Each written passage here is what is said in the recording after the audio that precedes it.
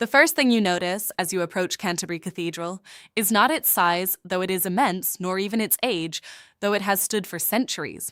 It is the feeling, a quiet gravity in the air, as if the stones themselves remember every footstep, every whispered prayer, every story that has ever passed through its gates. I arrived early in the morning, when the city was just beginning to wake. The streets of Canterbury were still damp from the night, and a thin mist hovered low, softening the outlines of buildings. As I walked toward the cathedral, its towers slowly emerged from the haze, rising above the town like something suspended between earth and sky. Crossing the threshold felt like stepping into another time. Inside, the world changed. The noise of the outside faded, replaced by a deep, resonant silence, not empty, but full. Sunlight filtered through stained glass windows, scattering colors across the stone floor, fragments of blue, red, and gold shifting gently as the light moved.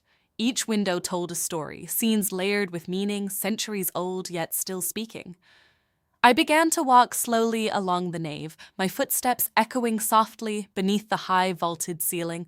The architecture seemed almost impossible, arches stretching upward, columns rising like trees, drawing the eye towards a height that felt beyond reach. It was not just a building. It was an expression of belief, of human effort reaching toward something greater. And yet, Canterbury Cathedral is not only a place of beauty, it is also a place of memory and of conflict. In 1170, this was the site of one of the most dramatic moments in English history, the murder of Archbishop Thomas Becket. Standing near the place where it happened, it is difficult not to imagine the scene. The tension, the sudden violence, the shock that must have filled the space. Becket's death transformed the cathedral into a place of pilgrimage, drawing people from across Europe who came seeking meaning, forgiveness, or simply connection. As I moved deeper into the cathedral, I could sense that history lingering, not as something distant, but as something present, woven into the fabric of the building itself. In the crypt below, the atmosphere shifted again. The light was dimmer here, the air cooler, and the ceiling lower.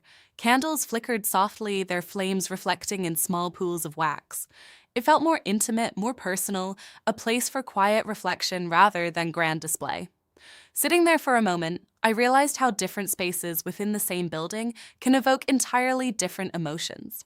Returning upstairs, I found myself drawn to the cloisters.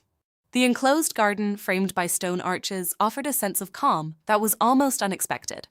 The sound of footsteps faded into the background, replaced by the faint rustle of leaves and the distant echo of voices. It was a reminder that the cathedral is not only a monument, but a living space, one that continues to be used, experienced, and interpreted. What struck me most was not just the scale or the history, but the continuity. For over 1,400 years, people have come here for worship, for curiosity, for solace, for inspiration. Each person brings their own story, their own perspective, adding another layer to the cathedral's meaning. As a visitor, you are not separate from that history. You become part of it, even if only for a moment. Standing once more in the nave, I looked around and realized that the cathedral is, in many ways, like a narrative itself. It has a beginning shaped by early foundations, a middle marked by transformation, conflict, and renewal, and an ongoing present still unfolding.